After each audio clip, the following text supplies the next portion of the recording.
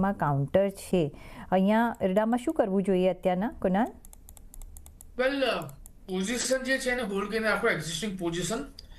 અને આજના દિવસમાં જે હાઈ બને છે, ઠીક છે, આજના દિવસમાં જે પણ હાઈ બનશે એ હાઈની ઉપર આવનારા 3 દિવસમાં કોઈ પણ ક્લોઝ આવે તો અહીંયા એવરેજ કરીને ચાલવાની સલાહ રહેશે.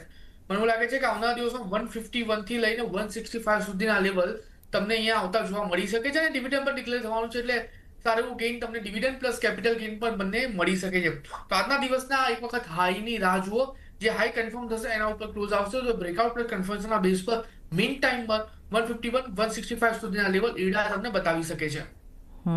ઓકે, તો આજના લેવલ્સ અને જે હાઈ લેવલ્સ થાય છે એ કન્ફર્મેશન આપશે તો અહીંયા તમને નિયરલી 151 થી 165ના ટાર્ગેટ્સ જોવા મળી શકે છે. અત્યારના નજર કરો 4.5% આપણે મજબૂતી ઓલરેડી આ કાઉન્ટરમાં જોઈ રહ્યા છે.